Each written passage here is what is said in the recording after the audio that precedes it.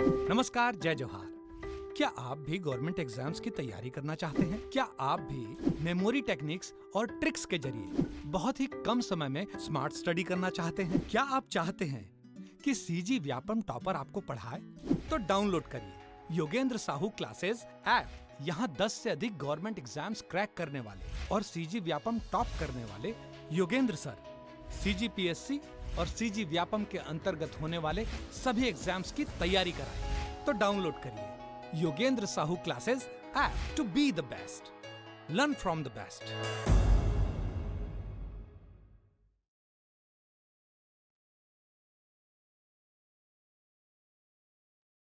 नमस्कार दोस्तों, आप सभी का स्वागत है योगेंद्र साहू ऑनलाइन क्लासेस में। मैं हूं आकाश चंद्राकर और हिंदी के इस सीरीज में आज हम विलोम शब्द के बारे में पढ़ने वाले हैं। ठीक है, ये 50 क्वेश्चंस होने वाले हैं जो कि बहुत ही इंपॉर्टेंट है, प्रीवियस ईयर क्वेश्चन से उठाए गए क्वेश्चंस है। और आपको देखने को मिलेगा कि इसमें जितने भी आप वर्ड्स पढ़ेंगे उन सभी के विलोम शब्द कहीं ना कहीं आपको आने वाले एग्जाम में देखने को मिलेगा। आने वाला एग्जाम हॉस्टल वार्डन का है और भी जो एग्जाम आएंगे उन सभी में हिंदी अच्छा खासा वेटेज रखता है, तो उसमें आपको एक काम आएगा। अभी 5 नंबर का पूछा जा रहा है हॉस्टल वार्डन में हिंदी, तो उसको कम मत आकिएगा, एक एक नंबर से सिलेक्शन होने में चुकते हैं। ये 5 नंबर आपके हाथों में रहेंगे, बस आप हमारे साथ चैनल के साथ बने रहिएगा।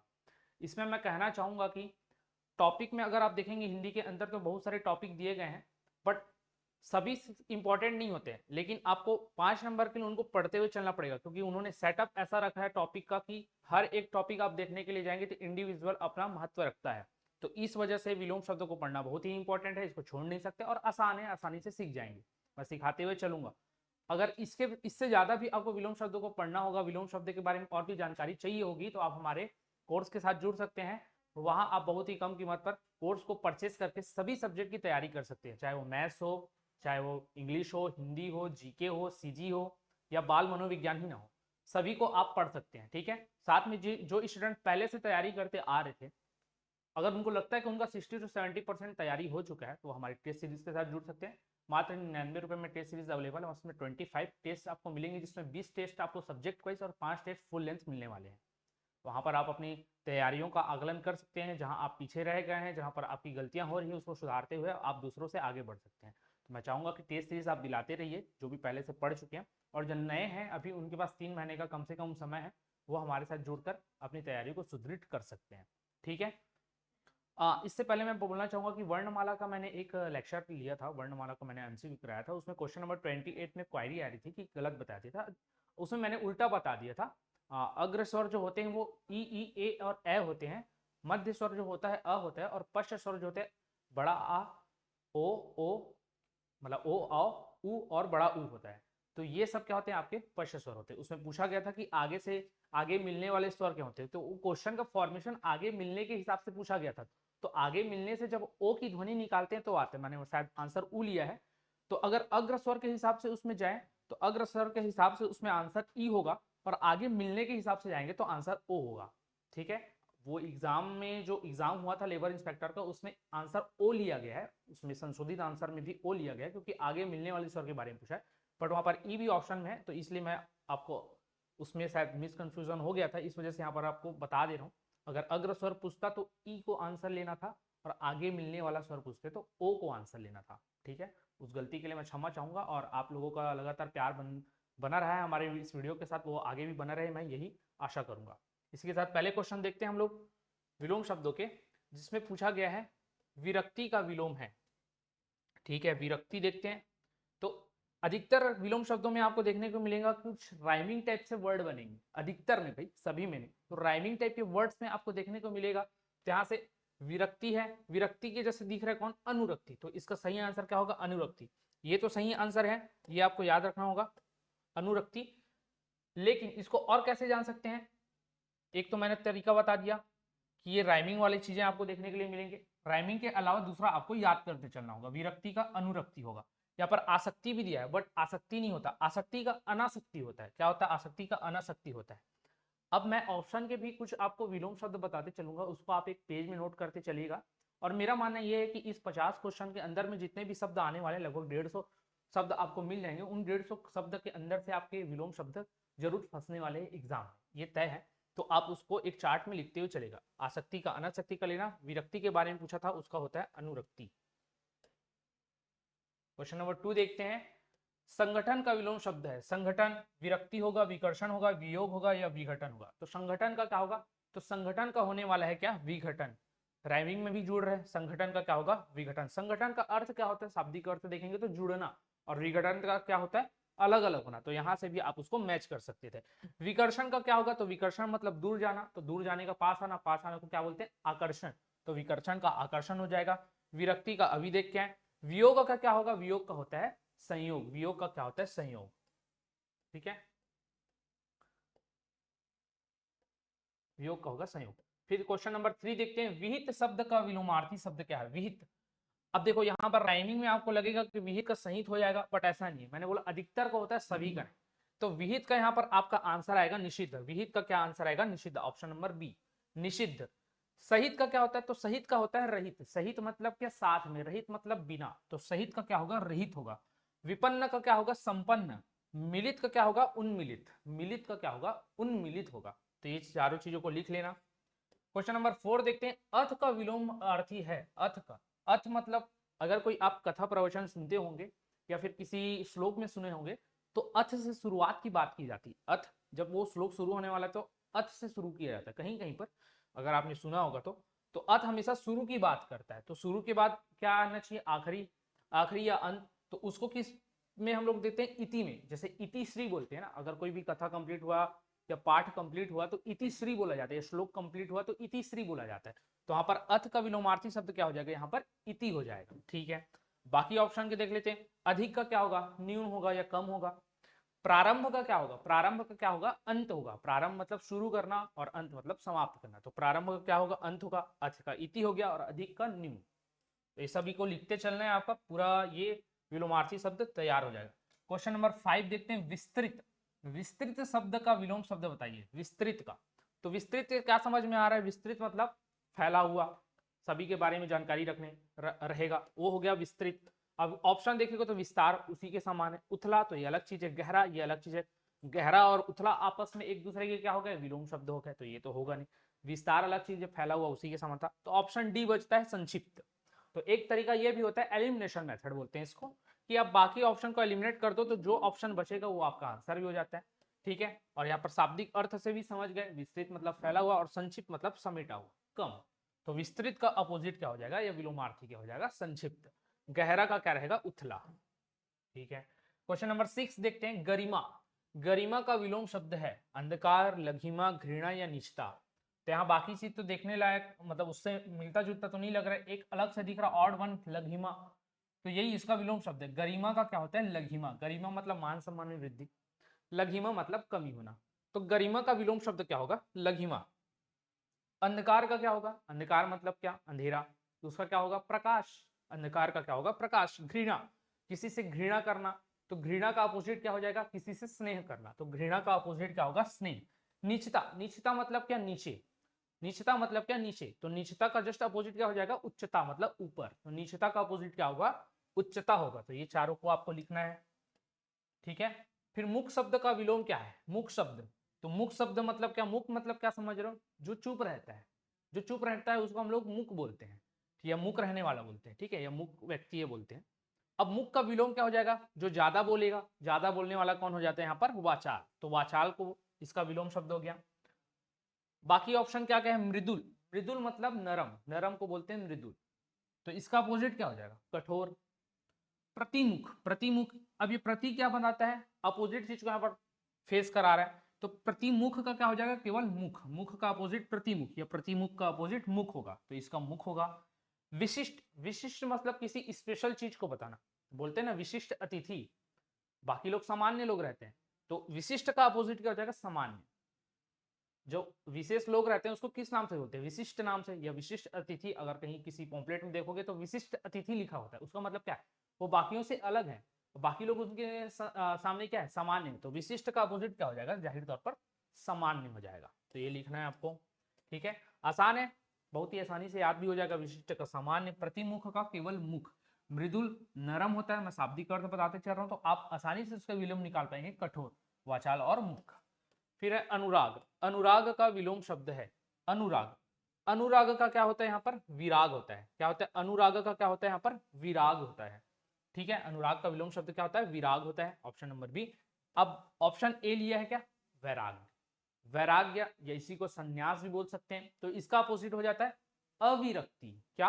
अविरक्ति। ठीक है, अविरक्ति, इसको लिख लीजिएगा, इंपॉर्टेंट है।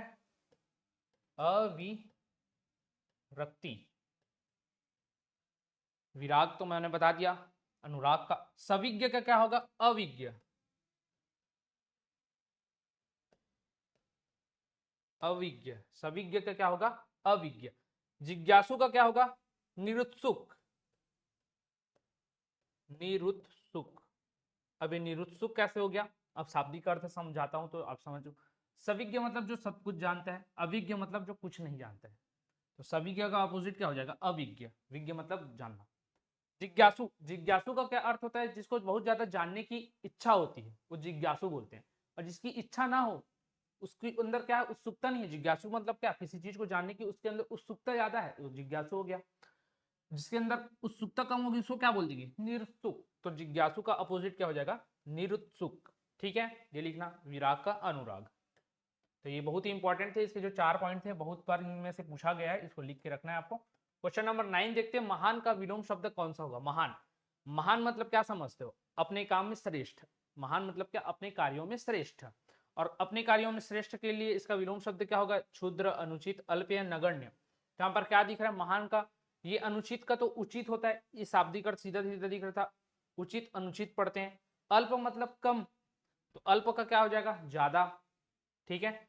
नगण्य, नगण्य क्या होता है? नगण्य मतलब जिसको गिना नहीं जा सकता, तो उसका अपोजिट क्या हो जाएगा? गिना, गिना जाने वाला। गिना जाने वाला मतलब गण्य, तो इसका क्या हो जाएगा? गण्य। नगण्य का गण्य, अल्प का ज्यादा, अनुचित का उचित, तो बचा क्या? शुद्र।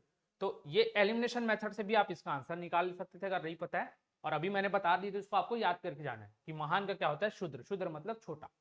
ठीक है, फिर क्वेश्चन नंबर 10, मृदुल का विलोम शब्द क्या है? अभी मैं बता के आया था, मृदुल का क्या होता है? कठोर होता है। खराब का क्या होता है? अच्छा होता है। रुक्ष, रुक्ष क्या होता है? रुक्ष मतलब रूखा। रुक्ष मतलब क्या होता है? रूखा। तो इसका भी क्या होगा? इसका क्या होगा? रुक्ष मतलब रूखा होता है, तो रूखा का क्या होगा? नरम। ठीक है, फिर उसके बाद क्या है?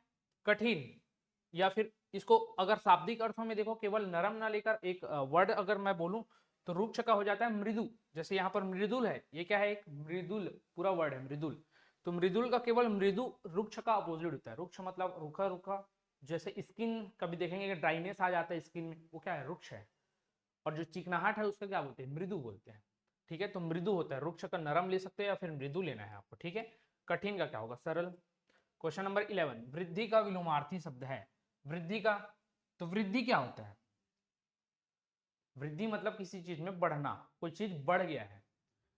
फिर इसका ऑप्शन देखते हैं, हास, जवानी, वरिष्ठता, बुद्धि। 4 ऑप्शन में हास ही दिख रहा है एक अलग टाइप का। और हास का मतलब क्या होता है? अगर इंग्लिश में बताऊं तो लॉस, हिंदी में बोलूं तो हानि।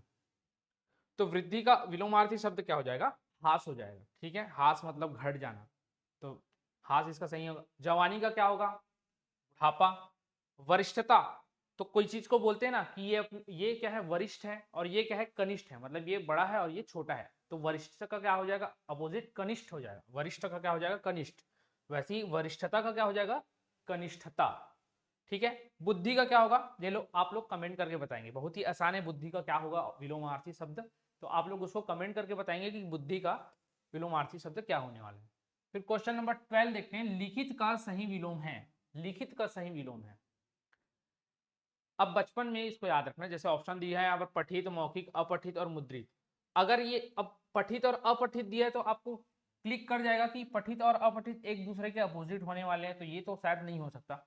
बचा मुद्रित और मौखिक, तो मुद्रित भी नहीं हो सकता। मुद्रित तो मुद्रा उद्रा के बारे में है, या लेखांकन के बारे में। मुद्रित मतलब लेखांकन के बारे में है। ये तो लिखित बोला है, तो लिखित का अपोजिट क्या हो जाएगा यहाँ पर? मौखिक।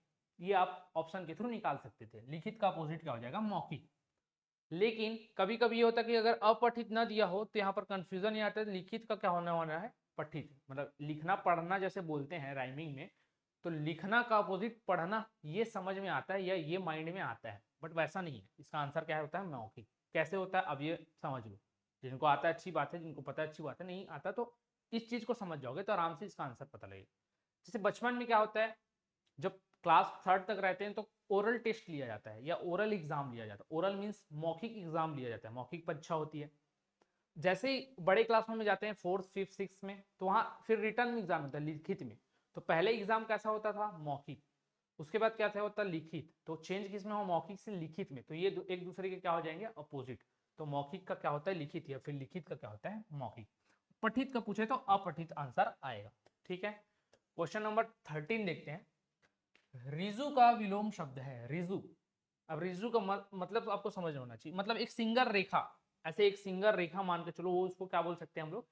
रिजु बोल सकते हैं। उसका विलोम क्या होगा? ऋतु होगा, मृदु होगा, वक्र होगा, अधा होगा। तो देखो भाई, अब इन सभी ऑप्शन में देखोगे तो वक्र क्या है? गोलाकार होता है, या ऐसे वक्र मुड़ा हुआ रहता है। और रिजु क्या होता है? एक सिंगल रेखा। तो इसका जस्ट अपोजिट मुड़ा हुआ होगा, इसलिए रिजु का विलोम शब्द क्या होगा? वक्र होगा। क्या होगा? वक्र होगा। जिसको इंग्लिश में कर्व बोलते हैं। जैसे वक्र, ये वक्र हो गया, ये वक्र हो गया, ये सब वक्र है। ठीक है, रिजु का क्या होता है? एक सीधा होता है, सीधा लाइन इस तरीके से, ऐसे ये सब रिजु है। ये क्या हो जाते हैं? आपके वक्र हो जाते हैं। ठीक है, तो रिजु का विलोम शब्द क्या हो जाएगा? वक्र हो जाएगा। मृदु का अभी मैंने बताया था क्या होता है? रुक्ष होता है। ऋतु का बहुत इंपॉर्टेंट है, ये लिखना दिमाग में नहीं रहता है। एक तो कुऋतु बोल सकते हैं, कुऋतु। ये तो अन ऋतु बोल सकते हैं, अन ऋतु। ये लिख लेना ना, ये देख लेना कैसे लिखा जाता है अन ऋतु। क्योंकि कभी कभी हो सकता है आपके सिलेबस में दिया गया है, क्या बोलना चाहिए कि वर्तनी दिया गया है, तो वर्तनी में भी इस तरीके की चीज पूछ सकते हैं। तो वर्तनी को भी आपको सीखते हुए चलना है। यहाँ पर आप जो भी चीजें हैं उसको ध्यान से देखिएगा कि किस चीज को कैसा लिखा जा रहा है। तो कुऋतु होता है एक, तो ऋतु का अपोजिट, या तो फिर अन ऋतु होते हैं। न है और नीचे रेफ लगा है, तो अन ऋतु भी हो सकता है। ठीक है, तो दोनों ऑप्शन आपको याद रखना है। फिर यहाँ पर वक्र था, वक्र का तो ऋजु हो गया। फिर चौथा ऑप्शन यहाँ पर दिया है अधा। अधा का मतलब होता है ऊपरी। अधा मतलब जैसे अधर में है बोलते हैं ना, अधर में मतलब थोड़ा निचले स्तर पर है, जमीनी स्तर पर है, अधर में है। अधर का जस्ट अपोजिट हो जाता है ऊपरी, मतलब ऊपर है। तो अधर, अधः, खैर यहाँ पर अधः लिखा है, मैं आपको रिलेट करने के लिए अधर बोल रहा हूँ। ठीक है, तो अधः का अपोजिट क्या हो जाएगा? ऊपरी। इसको याद रखना। अनिवार्य का विलोम शब्द है। अनिवार्य का क्या है? ये आप लोग कमेंट करके बताएंगे कि अनिवार्य का विलोम शब्द क्या होगा। बहुत ही आसान है। अनिवार्य मतलब क्या होता है ये समझा देता हूँ, अगर किसी को ना पता हो। किसी काम को करना एकदम जरूरी है, कंपलसरी है, या उसको आप छोड़ नहीं सकते। ठीक है, आपको वो करना ही करना है। वो चीजें क्या होती हैं? अनिवार्य होती हैं। तो बात को समझना, जो करना ही करना है वो क्या है? अनिवार्य। तो उसका अपोजिट क्या हो जाएगा? 4 ऑप्शन है, आवश्यक, ऐच्छिक, अनैच्छिक, अपरिहार्य। आप लोग कमेंट करके बताएंगे। आवश्यक का मैं बता देता हूं, अपोजिट क्या होता है? अनावश्यक होता है। अब बाकी 3 में से आपको आंसर बताना है। गौण, क्वेश्चन नंबर 15 दिया है। गौण, गौण शब्द का सही विलोमार्थी शब्द चुनिए। ठीक है, अनिवार्य होता है, मुख्य होता है, सामान्य होता है, विशेष होता है। देखो, अनिवार्य तो ऊपर क्वेश्चन में था, इसका तो आंसर आपको देना ही है। गौण, गौण शब्द का सही विलोमार्थी चुनना है। तो गौण शब्द मतलब क्या? गौण मतलब छोटा रूप या कम महत्व का चीज। गौण मतलब छोटा या तो फिर कम महत्व का चीज। तो जो कम महत्व का चीज है उसका अपोजिट क्या हो जाएगा? अधिक महत्व का चीज। और जो अधिक महत्व का चीज है उसको हम लोग क्या बोलते हैं? मुख्य बोलते हैं। तो गौण का अपोजिट क्या हो जाएगा? मुख्य हो जाएगा। सामान्य, अभी बताया था, सामान्य का अपोजिट क्या होता है? विशिष्ट होता है। ठीक है, सामान्य का अपोजिट क्या होता है? विशिष्ट होता है। इसको ध्यान में रखना है। ये विशेष भी वही है, सामान्य का विशेष या विशिष्ट एक ही चीज है। निम्नलिखित में से कौन से विपरीतार्थी शब्द सही नहीं है? मतलब कौन सा जोड़ा सही नहीं है आपको बताना है। देख लेते हैं भाई कौन सा सही नहीं है। यहाँ पर दिया है आदि और दूसरा दिया है अंत। तो आदि मतलब शुरुआत को बोलते हैं। आदि मतलब किसको बोलते हैं? शुरुआत को। तो उसका अंत है, ये सही है।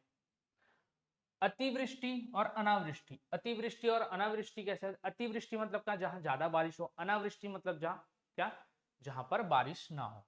तो ये अतिवृष्टि अनावृष्टि ये भी सही है। अपमान उपमान, ये प है, ये प है, गलती से म लिखा गया। ये अपमान और उपमान, अपमान और उपमान में आप देखेंगे तो ये गलत है। कैसे गलत है? तो अपमान का क्या होगा? अपोजिट सम्मान होगा ना। ये 2 कलर में हो जा रहा है। अपमान का अपोजिट क्या होगा? सम्मान, न कि उपमान। उपमान तो एक संदर्भ है किसी को देने का। तो अपमान का अपोजिट क्या हो जाएगा, सम्मान होता है। ठीक है, फिर आहूत का अनाहुत, ये भी सही था। तो अपमान का सम्मान होता है, तो कौन सा सही नहीं था, तो ऑप्शन नंबर सी आपका राइट हो जाएगा। ठीक है, फिर क्वेश्चन नंबर 17 देखते हैं। अंतरंग का विलोम शब्द है, अंतरंग। अंतरंग मतलब क्या भाई, अब इसको कैसे समझ सकते थे, मैंने बोला था राइमिंग से बहुत सारी चीजें समझ में आती। रंग है तो जाहिर तौर पर आखिरी में रंग वाला शब्द ही उसका आंसर हो सकता था, तो वैसे बहिरंग इसका आंसर हो जाता। एक तो ये लॉजिक है। दूसरा चीज है अपना पराया, ये एक दूसरे का अपोजिट है, साथ में दिख रहा है, तो अंतरंग उससे कोई रिलेट खाएगा नहीं, मैच खाएगा नहीं, ये दिख रहा था। बचा था उभयांग और बहिरंग, तो अंतरंग और बहिरंग, तो अंतरंग में शुरू में क्या रहे, अंतर मतलब अंदर की बात कर रहे हैं, और बहिरंग में सूर्य के 3 अक्षर क्या आ रहे हैं, बहिर आ रहे हैं। बहिर मतलब बाहर की बात करें, तो अंतर और बाहर यही एक दूसरे के क्या हो सकते हैं, अपोजिट हो सकते हैं, तो ये बहिरंग राइट आंसर आपका होगा। ठीक है, तो इस तरीके से भी आपको जानना है। मेरा काम ये है कि आपको याद हो चीजें, आप देख के चले कि हाँ इसका विलोम अर्थ क्या होता है, उसको आप 2-3 बार इस वीडियो को देखेंगे तो आपको आसानी से वो चीजें याद हो जाएंगी। और आपका कॉन्सेप्ट बैठाना कि किस तरीके से आप एलिमिनेट करके भी विलोमार्थी शब्द निकाल सकते हो, या फिर कैसे उसको मैच कर सकते हो कि कौन सा किसके साथ मैच खा रहा है, क्योंकि कुछ क्वेश्चन ऐसे आएंगे जिसको आपको सीधे सीधे याद करने होंगे, और बहुत सारे क्वेश्चन ऐसे होंगे जिसमें आपको रिलेट करके निकाल सकते हो। ठीक है, तो ये दोनों चीज को मुझे सिखाना है और मैं वो सिखाते हुए आपको चल रहा हूँ। क्वेश्चन नंबर 18 देखते हैं। निम्नलिखित शब्द जोड़ों में से विलोमार्थी शब्द जोड़ा पहचानिए। तो मतलब विलोमार्थी शब्द का जोड़ा पहचानना है, कौन एक दूसरे के विलोमार्थी है। तो आहत का आतप होगा क्या, नहीं होगा। आहत का अनाहत होता है, आहत का क्या होता है, अनाहत, तो ये तो गलत हो गया। इच्छा का इष्ट होगा कि नहीं, ये तो दोनों अलग अलग वर्ड है। इच्छा, इच्छा का इष्ट नहीं होगा, इष्ट मतलब किसी की पूजा करना, या जिसको हम लोग पूजते हैं वो इष्ट कहलाता है। तो इच्छा का क्या हो जाएगा, अनिच्छा। इच्छा का क्या हो जाएगा, अनिच्छा। उदय, उदय का क्या होता है, अस्त, ये सही है। सूर्य उदय होता है और सूर्य अस्त होता है, तो ये सही है, तो ऑप्शन नंबर सी आपका सही होगा। फिर आगे देख लेते हैं। उत्कर्ष का उन्मूलन नहीं, उत्कर्ष का क्या होगा, उत्कर्ष का उन्मूलन नहीं होता है। ठीक है, उत्कर्ष क्या होगा आप लोग कमेंट करके मुझे बताइएगा, बहुत ही आसान है ये, उत्कर्ष का क्या होता है। तो उत्कर्ष का क्या होता है आप लोग कमेंट करके बताइएगा। तो अभी तक मैंने 3 क्वेश्चन आपको बोले हैं, तीनों के बारे में मैं कमेंट देखूंगा कि किन लोगों ने कमेंट किया है। और कमेंट करने से झिझकिएगा ना, अगर मैं हर बार बोलता हूँ अपने वीडियो में, चाहे मैं साइंस का लेक्चर लूँ, चाहे जियोग्राफी का लूँ, या हिंदी का ले रहा हूँ, अब कोई भी क्वेश्चन अगर आपसे पूछा जाता है, अगर उसके बारे में आपको जानकारी नहीं है, फिर भी आप अपने तरीके से ढूंढ कर उसका कमेंट में रिप्लाई करेंगे, तो उससे क्या होगा, आपको हमेशा लाइफ टाइम के लिए, लॉन्ग टाइम के लिए कम से कम याद रहेगा कि हाँ मैंने इसका आंसर बताया था या दिया था, तो माइंड में बैठ जाता है। तो एक फायदा ये होता है, इसलिए मैं हमेशा बोलता हूँ कि आंसर आप ढूंढ के दो, आपको याद है तो भी दो, अच्छी बात है, देना जरूरी है क्योंकि वो आपके फायदे के लिए है। ठीक है, तो कमेंट जरूर कर दीजिएगा, और चैनल को सब्सक्राइब करके रख लीजिए, क्योंकि इसी प्रकार के लगातार वीडियोस आपको मिलने वाले हैं। तो जिनको अगर नोटिफिकेशन चाहिए, प्रॉपर टाइम पर चाहिए, तो सब्सक्राइब करके चैनल को जरूर रखिएगा। फिर अगला क्वेश्चन देखते हैं। प्रलय, प्रलय शब्द का सबसे उपयुक्त शब्द विलोम शब्द होगा प्रलय का। तो प्रलय आता है मतलब क्या होता है, सब तहस नहस हो जाता है। तो अप्रलय होगा क्या, नहीं। विप्लव होगा क्या, नहीं। विप्रलय होगा क्या, नहीं। ये सारे शब्द इस तरीके के नहीं होते, विप्लव तो खैर होता है लेकिन इसका अपोजिट नहीं होता है वो। बचा क्या, सृष्टि। सृष्टि मतलब का जहाँ सारी चीजें अच्छी तरीके से सुव्यवस्थित है वो सृष्टि। प्रलय जहाँ सारी चीज तहस नहस हो चुकी, तो प्रलय का जस्ट अपोजिट क्या हो जाएगा आपका आंसर, सृष्टि। निम्नलिखित में से विकल्प का विलोम है, विकल्प का क्या विलोम होता है देखना, प्रकल्प, प्रगल्भ, संकल्प या विकार। ठीक है, तो विकल्प का क्या होगा, अब राइमिंग में तो संकल्प भी जुड़ रहा है और प्रकल्प भी जुड़ रहा है, आंसर क्या होगा। तो विकल्प का शाब्दिक अर्थ क्या होता है, चुनना, कि मतलब ये भी कर सकता हूँ, ये भी कर सकता हूँ, आपके पास विकल्प उपस्थित है, आप ये भी कर सकते हो, ये भी कर सकते हो, ये पढ़ सकते हो, ये पढ़ सकते हो। लेकिन वहीं पर संकल्प का क्या होता है, संकल्प का होता है कि आपको किसी एक चीज को लेकर चलना है, वो आपका क्या कहलाता है, संकल्प कहलाता है। तो ये चीज को ध्यान में रखना, तो ये आसानी से बन जाएगा। ठीक है, एक सेकेंड, ठीक है, हाँ हो जाएगा। ठीक है, तो क्या था ये, विकल्प का, तो विकल्प का क्या होगा, संकल्प सही आंसर होगा, ना कि प्रकल्प। प्रकल्प का क्या हो जाएगा, अप्रकल्प हो जाएगा, प्रगल्भ, प्रगल्भ का अप्रगल्भ हो जाएगा। तो ये दोनों को आपको याद रखना है। ठीक है, आगे देखते हैं हम लोग। विकार का अविकार होता है, निम्नलिखित में से चिरंतन का विलोम शब्द है चिरंतन। चिरंतन मतलब क्या? चिरकाल तक जो उपस्थित है। चिरंतन मतलब लंबे समय तक जो चल रहा है उसको चिरंतन बोलते हैं। उसका क्या होगा? लौकिक होगा, अलौकिक होगा, नश्वर होगा या नैसर्गिक होगा। तो सीधा सीधा दिख रहा है लौकिक का, तो अलौकिक यहीं पर अपोजिट में दिख गया। नैसर्गिक है। नैसर्गिक का मतलब होता है जो कि प्राकृतिक रूप से हो। नैसर्गिक का मतलब होता है जो प्राकृतिक रूप से हो, तो इसका किसी भी काल से कोई महत्व नहीं है। चिरंतन मतलब मैंने क्या बताया? जो चिरकाल से चला आ रहा है, बहुत पहले से चला आ रहा हो या बहुत पहले से उपस्थित हो, वो चिरंतन है। तो उसका अपोजिट क्या होगा? चिरंतन मतलब हमेशा लंबे समय तक जीवित है या चल ही रहा है, वो कभी खत्म ही नहीं होगा। तो जो कभी खत्म नहीं होगा उसका अपोजिट क्या हो जाएगा? खत्म होने वाला। तो खत्म होने वाला क्या होगा? आंसर नस्वर। तो चिरंतन का अपोजिट याद रखना, बहुत बार पूछा गया है, क्या होता है? नस्वर। लौकिक का अलौकिक होता है, ठीक है। नैसर्गिक मैंने बताया प्राकृतिक रूप से, तो प्राकृतिक रूप का अपोजिट क्या होता है? कृत्रिम, मानव द्वारा बनाया गया। तो नैसर्गिक का अपोजिट भी क्या हो जाएगा? कृत्रिम। नैसर्गिक का अपोजिट क्या होता है? कृत्रिम, याद रखना है आपको। फिर है अल्पज्ञ का विरुद्धार्थी शब्द कौन सा है? अल्पज्ञ का। अल्पज्ञ मतलब यहाँ पर समझ में क्या आ रहा होगा? अज्ञ मतलब जानकारी या विज्ञ मतलब जानकारी होती है, मैंने अभी बताया था। इसका अपोजिट क्या हो सकता है? अभिज्ञ, सुज्ञ, बहुज्ञ या अज्ञ। तो देखो अल्प बोल रहा है, अल्प का अपोजिट क्या होता है अपने आप में? बहुत। तो इन सभी ऑप्शनों में देखोगे बहु किस में आ रहा है? ऑप्शन सी में। तो इसका सीधा सीधा आंसर क्या हो जाता है? अल्पज्ञ का बहुज्ञ हो जाता है। एक तो ये तरीका है, अगर आपको उसका शाब्दिक अर्थ नहीं पता है। शाब्दिक अर्थ क्या होता है? अल्पज्ञ मतलब जो कम जानता हो, बहुज्ञ मतलब जो ज्यादा जानता हो, सुज्ञ मतलब जो अच्छा जानता हो, अज्ञ मतलब जो जानता ही ना हो, अभिज्ञ मतलब जिसको जानकारी ना हो। ठीक है। तो वैसे ही अल्पज्ञ का अपोजिट क्या हो जाएगा? बहुज्ञ हो जाएगा। अल्पज्ञ जो कम जानता हो, बहुज्ञ जो ज्यादा जानता हो। ठीक है। अज्ञ का क्या हो जाएगा? विज्ञ हो जाएगा। अज्ञ का क्या हो जाएगा? विज्ञ हो जाएगा, जिसको जानकारी हो। और अभिज्ञ का क्या हो जाएगा? अनभिज्ञ हो जाएगा। ठीक है, अनभिज्ञ हो जाएगा। अभिज्ञ का क्या हो जाएगा? अनभिज्ञ हो जाएगा। शायद इसको मैंने जानकारी, इसको मतलब है मतलब जिसको जानकारी हो, अभिज्ञ। और अनभिज्ञ मतलब जिसको जानकारी ना हो। तो अभिज्ञ का ऑपोजिट क्या लेना है आपको?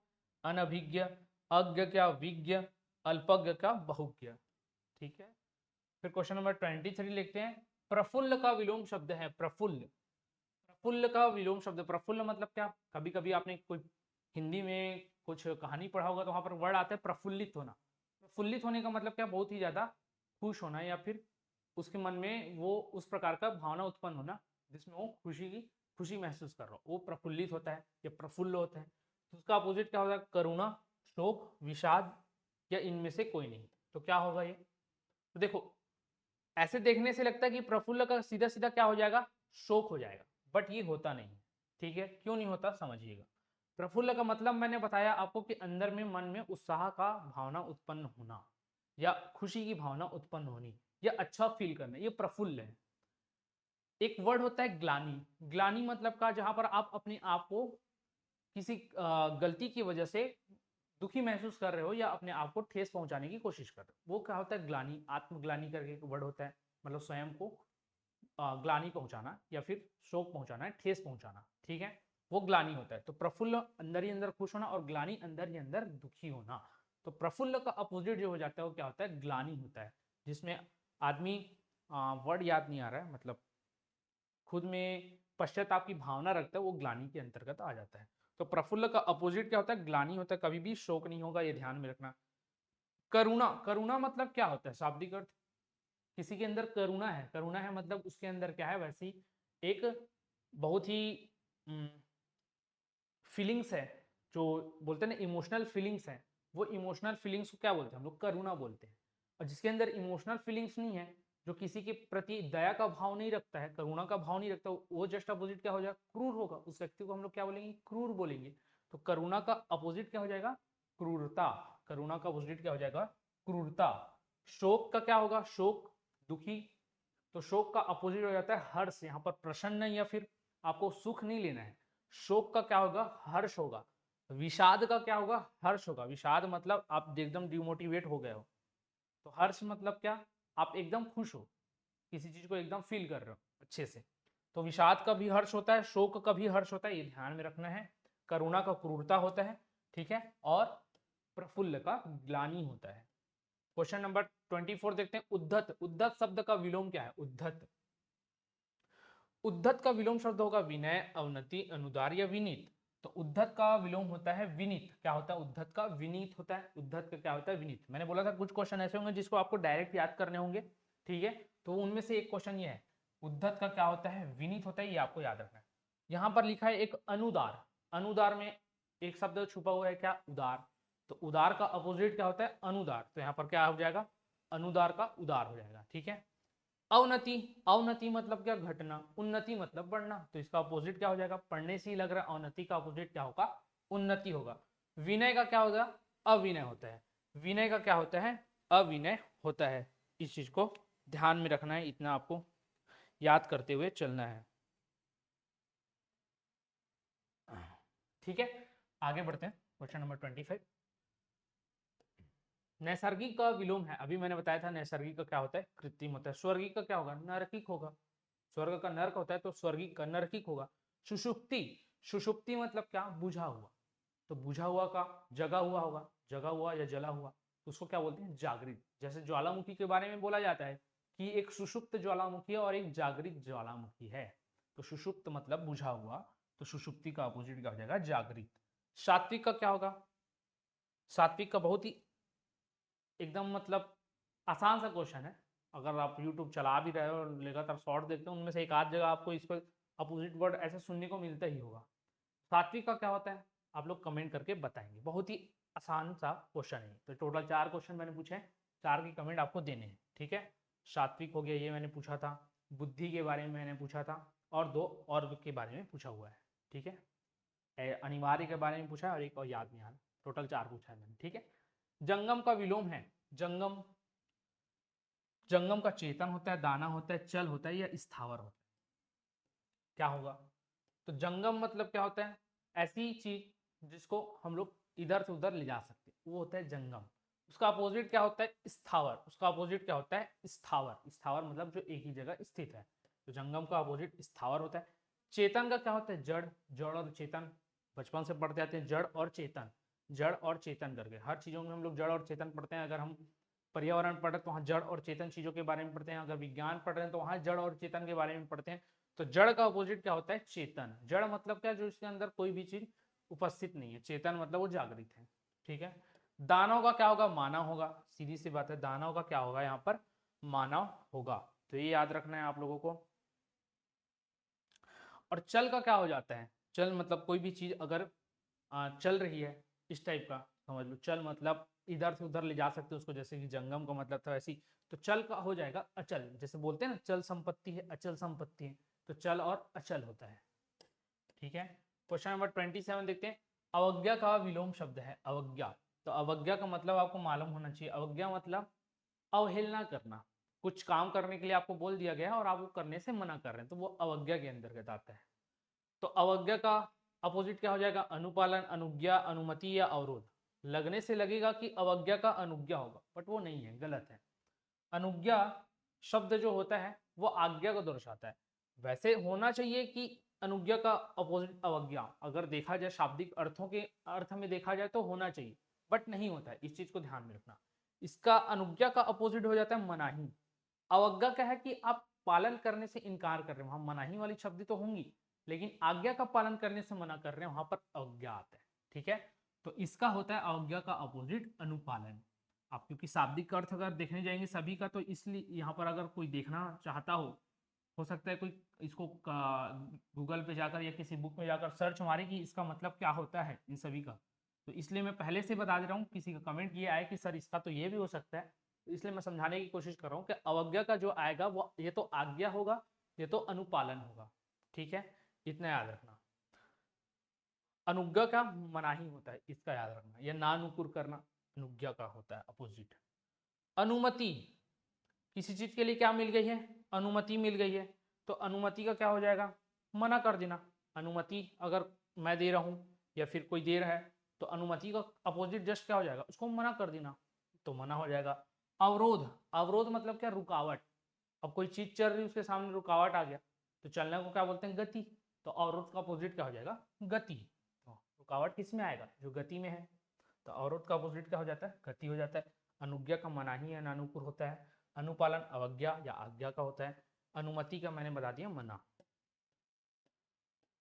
फिर बर्बर, बर्बर का विलोम है, बर्बर का क्या होगा, अभद्र होगा, अशालीन होगा, सुंदर होगा, सभ्य होगा।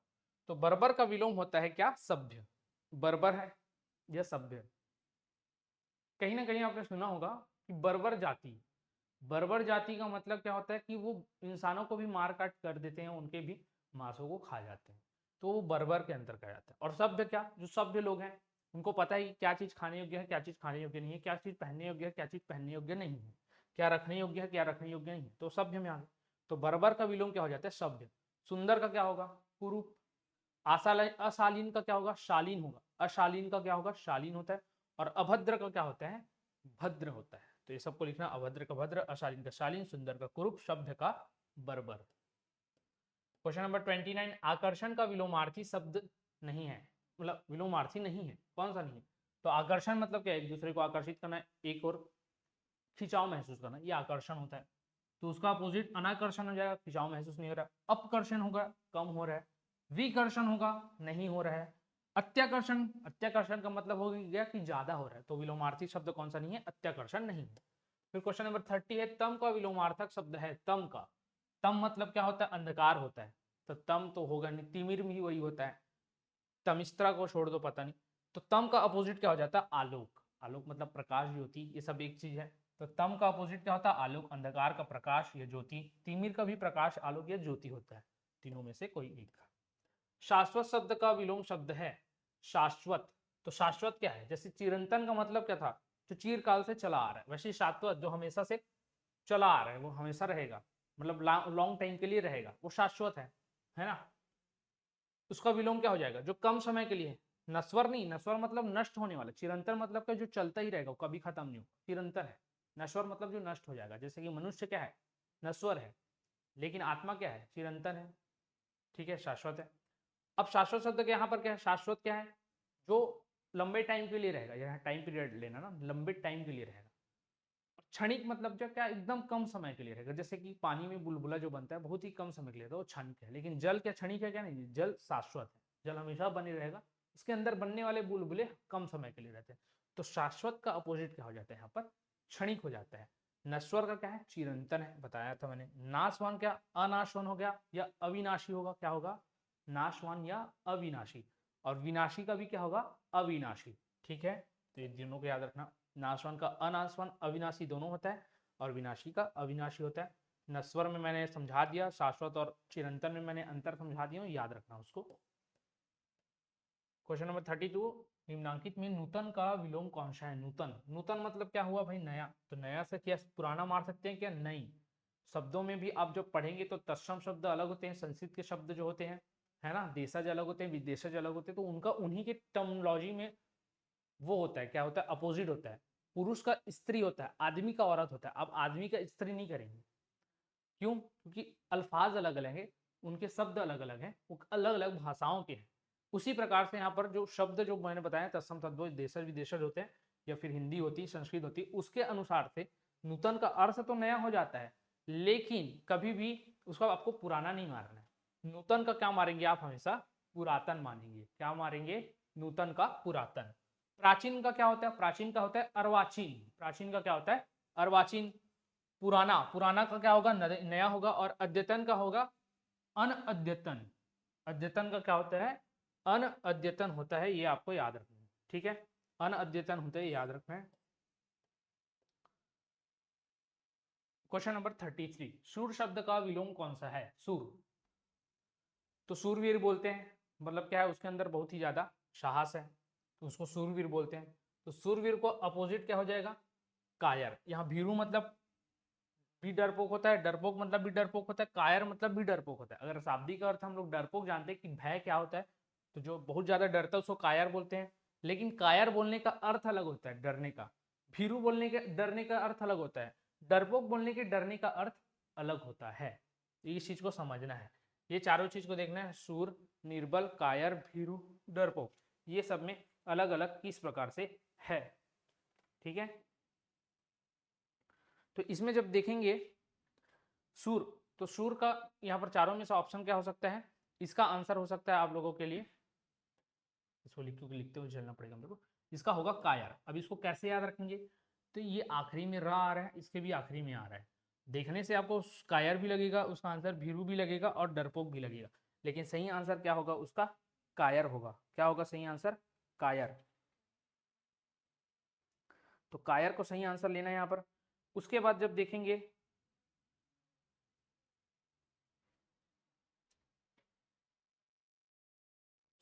यहाँ पर भीरू। तो भीरू का क्या बोल सकते हैं हम लोग? साहसी। ये कैसा है? वो साहसी है। साहसी है। भीरू मतलब किसी चीज के बारे में वो करने से डरता है, उसको हम लोग भीरू बोलते हैं। साहसी क्या? किसी भी चीज को करने से नहीं डरेगा, वो साहसी है। इसलिए भीरू का अपोजिट क्या होगा? साहसी। डरपोक। डरपोक का क्या होगा? कोई भी छोटी छोटी बातों को लेकर वो डर जाता है। कुछ करने के लिए बोलो तो डर जाता है, कहीं जाने के लिए बोलो तो डर जाता है, तो वो डरपोक की कैटेगरी में आता है। उसका अपोजिट क्या हो जाता है? निडर, कि वो कहीं भी आने जाने से, ये करने से नहीं डरेगा। ठीक है, तो भीरू का साहसी होता है। ये ऐसे ही याद रखना, पेयरिंग में कभी भी दिक्कत आपको नहीं आएगा। और जो चीज समझाया उसको समझना। भीरू मतलब किसी विशेष कार्य को करने के लिए वो उस चीज को नहीं कर सकता। जैसे रणभूमि में लड़ने जा रहा है तो डर के भाग जाएगा, तो उसको भीरू बोलेंगे। लेकिन जो लड़ेगा उसको साहसी बोलेंगे। रणभूमि में डरपोक या निडर की बात नहीं आती। किसी कार्य करने में या कहीं आने जाने में उस काम में वो घबरा रहा है तो उसको डरपोक बोलेंगे, और वो कर रहा है तो उसको निडर बोलेंगे। ठीक है। शूर, शूरवीर और कायर। तो शूर किसको बोलेंगे? जो हर चीज में आगे रहे। ठीक है, युद्धों को करने के लिए न डरे, वो शूरवीर कहलाता है। शूरवीर का अपोजिट क्या हो जाता है? कायर हो जाता है। तो ये याद रखना। ठीक है, निर्बल को तो सबको पता होगा, क्या होगा? सबल। ठीक है, तो ये थे, इसको ध्यान में रखना है, अच्छे से याद रखना। इनमें से कुछ भी क्वेश्चन पूछ सकता है। कृतज्ञ का विलोम शब्द कौन सा है? कृतज्ञ मतलब क्या होता है? जो किए गए को मानता हो, कृतज्ञ। उसका अपोजिट क्या होता है? कृतघ्न, सबको पता है। ठीक है, कृतज्ञ का क्या होता है? कृतघ्न। इनमें से कौन सा सतुत्य नहीं होगा? ये स्तुत्य होगा। क्या होगा? ये स्तुत्य होगा। स्तुत्य। स्तुत्य का जो विलोम शब्द होगा वो क्या होगा? अब देखो, स्तुत्य का मतलब क्या है? जैसे हम भगवानों की पूजा करते हैं तो उनकी स्तुति करते हैं। लेकिन वहीं पर या किसी व्यक्ति को लेकर चलूं तो कोई व्यक्ति अगर आपके रोल मॉडल है तो आप उसकी क्या करोगे? स्तुति करोगे, उसको पूजोगे भगवान के जैसे। लेकिन वहीं पर कोई उसके जस्ट अपोजिट काम करते हैं, उसकी हम लोग क्या करते हैं? निंदा करते हैं। तो यहाँ पर अपोजिट क्या हो जाएगा? निंद्य हो जाएगा। स्तुत्य का अपोजिट क्या हो जाएगा? यहाँ पर निंद्य हो जाएगा। क्या हो जाएगा? निंद्य हो जाएगा। ठीक है, फिर देखते हैं गृही। गृही का क्या होता है? घर में रहने वाला। तो गृही का क्या हो जाएगा? सन्यासी। सन्यासी। ठीक है, व्यष्टि का क्या होता है? समष्टि। व्यष्टि का क्या होता है? समष्टि। विशिष्ट का क्या होता है? सामान्य। ये सामान्य। ठीक, तो ये याद रखना है कि स्तुति का क्या होता है या स्तुत्य का क्या होता है? निंद्य होता है। ये आपको ध्यान में रखना है।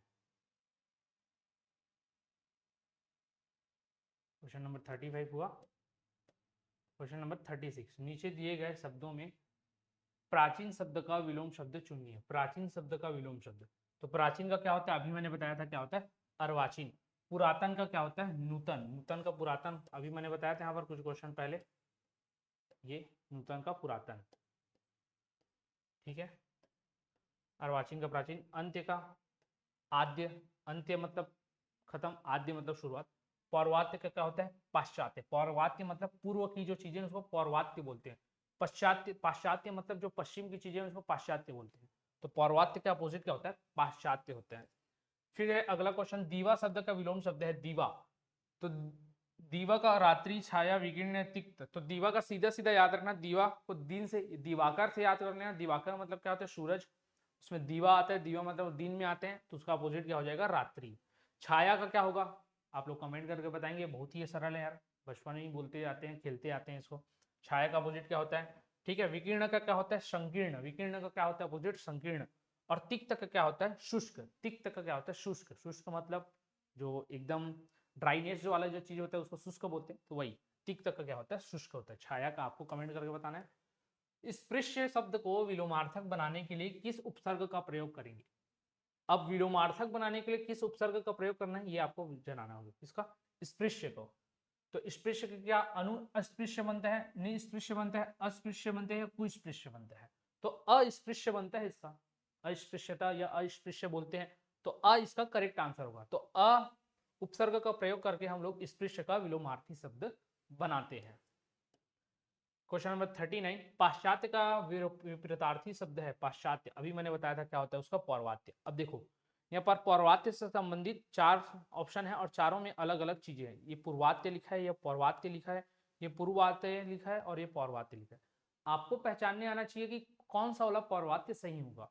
तो ये आप याद रख लेना, ये आपके वर्तनी में भी काम आएगा जिसमें अ की मात्रा हो और वा में रैफ हो, ये वाला सही होगा, ना कि ये लिखाया वाला।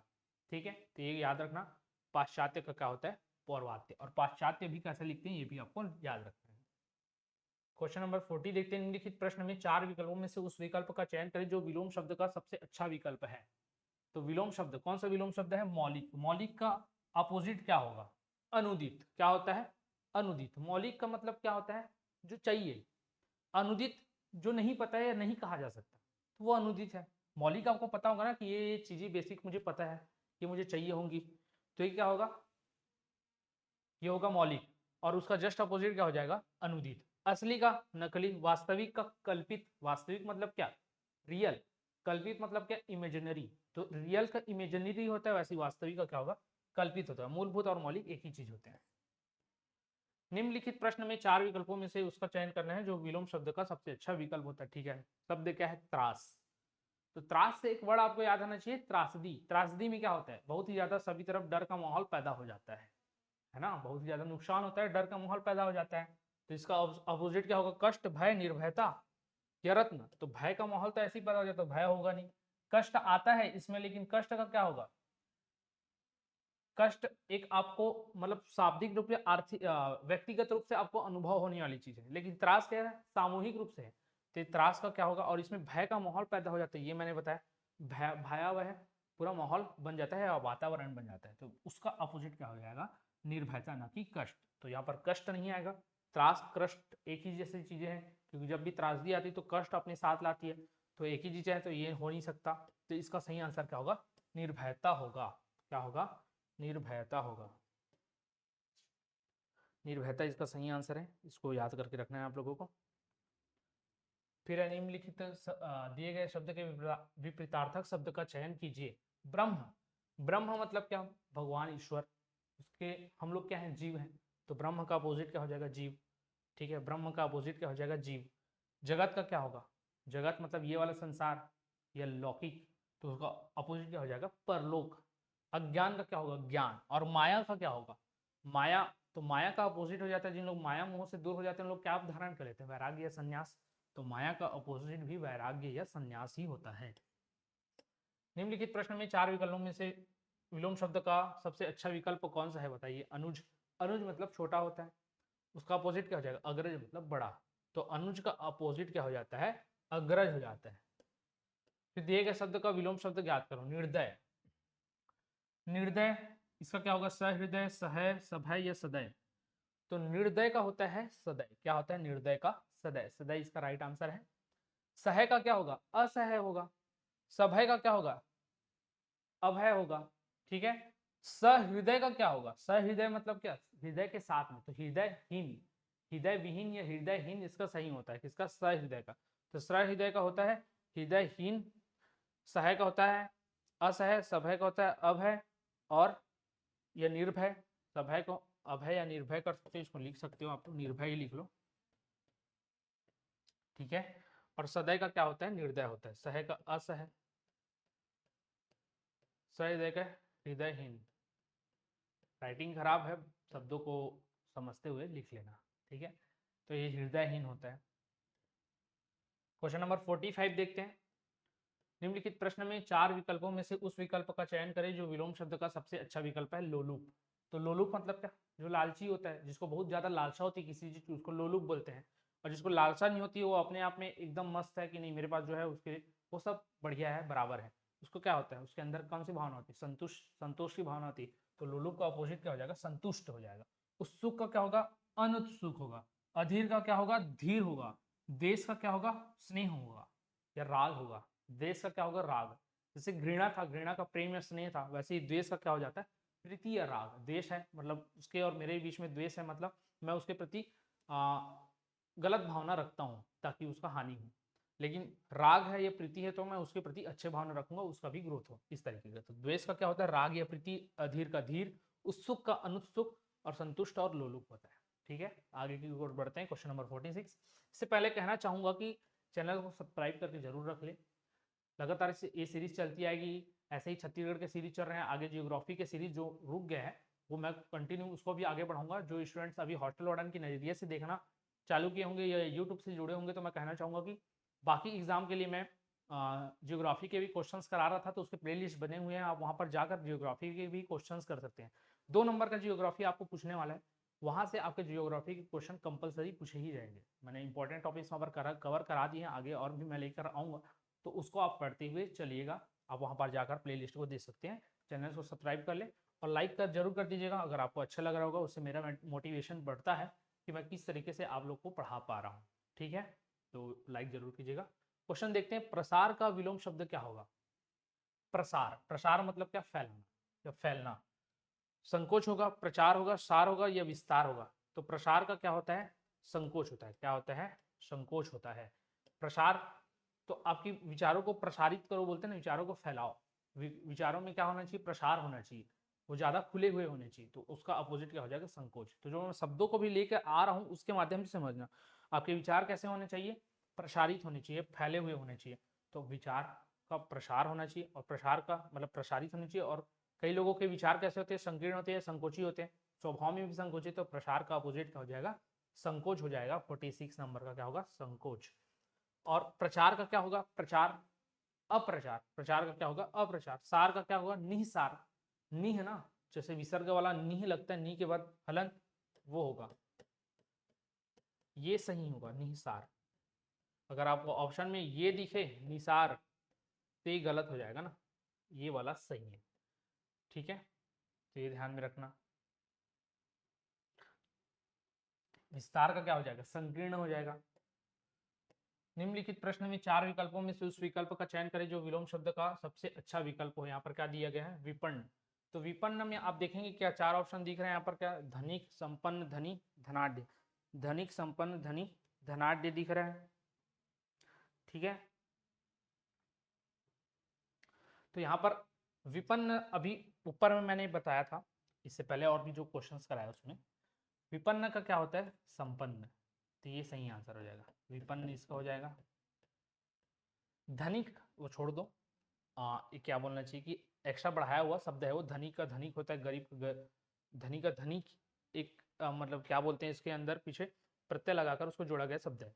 धनी का क्या होता है, धनी का आपका होता है, इसका हो जाता है दरिद्र, सॉरी धनाढ्य का क्या हो जाता है आपका, दरिद्र हो जाता है। और धनी का क्या हो जाता है, निर्धन हो जाता है। जिसके पास धन की कमी है वो क्या कहलाएगा, आपका निर्धन कहलाएगा। तो धनी का निर्धन याद रखना है, धनाढ्य का दरिद्र याद रखना है, संपन्न का विपन्न याद रखना। तो ये आपके 47 क्वेश्चन हो गया। आगे देखते हैं 48 नंबर का, संगत का विलोम शब्द क्या होगा। संगत, संगत मतलब क्या, मेल। संगत जो एक दूसरे के समान बिहेव रखते होंगे उसको संगत बोलते हैं। जैसे बोलते हैं ना, संगति में बिगड़ गया है, संगति में बिगड़ गया मतलब उन्हीं के संगत में आ गया, उन्हीं के समान हो गया। तो उन्हीं के समान का अपोजिट क्या हो जाएगा, उनके जैसा नहीं है, उनके जैसा नहीं है मतलब बेमेल। तो संगत का अपोजिट क्या होगा, बेमेल। मेल का अपोजिट भी क्या होगा, बेमेल। तर्क संगत का होता है अतर्क संगत, और कुसंगति का होता है संगति। कुसंगति का क्या होगा, कु हटा दो, संगति। तर्क संगत का अतर्क संगत, बेमेल का मेल, और संगत का भी बेमेल होता है। समझ गया। क्वेश्चन नंबर 49 देखते हैं, रेखांकित शब्द के लिए विलोम शब्द का चयन करो। अभ्यंतर, आभ्यंतर के लिए क्या होता है, आभ्यंतर के लिए होता है यहाँ पर बाह्य। न रूपांतर होगा, न समानांतर होगा, न विभांतर होगा, क्या होगा, बाह्य हो, बाह्य होगा। तो ये डायरेक्ट याद करने वाला क्वेश्चन है। अभ्यंतर का क्या होगा, बाह्य होगा। क्वेश्चन नंबर 50 जो कि आज का लास्ट क्वेश्चन होने वाला है। ठीक है, तो इसका सही विलोम शब्द चुनना है आपका व्यास। तो व्यास का क्या होता है, सही आंसर मैं बताना चाहूंगा, समास। क्या होता है, समास। आकाश का क्या होगा, पताल होगा, कपास शब्द है। अर्धव्यास ऐसा कुछ चीज नहीं है, तो मतलब चीज होता है, इसका अपोजिट नहीं है। तो व्यास का अपोजिट क्या होता है, समास। कैसे होगा, अगर व्यास को देखोगे तो ये किसी वृत्त को 2 भाग में बांटने का काम करता है, मतलब अलग करने का बात करता है। और समास का अर्थ है, ये समास आप हिंदी में पढ़ोगे तो उसका परिभाषा क्या होता है, 2 पदों का या 2 शब्दों का मेल। 2 शब्दों का मेल मतलब ये जोड़ने का काम करता है। तो व्यास काटने का काम करता है, समास जोड़ने का काम करता है। इस वजह से व्यास का अपोजिट शब्द क्या हो जाएगा यहाँ पर, समास। तो ये 50 क्वेश्चन थे। इसी तरीके से आपको और भी आने वाले जो आपके हॉस्टल वार्डन के सिलेबस में टॉपिक है उन सभी को कवर कराया जाएगा। जो टॉपिक नहीं दिए गए हैं और लगता है कि ये इंपॉर्टेंट है, शायद यहाँ से क्वेश्चन आ सकते हैं, तो वो टॉपिक भी कराए जाएंगे। तो इसके लिए आप चैनल के साथ लगातार बने रहिएगा। लाइक शेयर सब्सक्राइब जरूर कर लीजिए चैनल को, ठीक है। इसी प्रकार की वीडियो मैं और भी लेकर आते रहूँगा। और कोई भी डाउट हो तो कमेंट में करके जरूर बताइएगा। अगर कोई लगे कि कोई क्वेश्चन में कहीं पर गलती रह गई है, जैसे पिछले क्वेश्चन वर्णमाला में रह गई थी, तो आप बिल्कुल कमेंट करके बता सकते हैं। उसके लिए हम लोग खुले दिल से आप लोगों का स्वागत करते हैं। फिलहाल इस वीडियो में इतना ही रखता हूँ। आप सभी का धन्यवाद।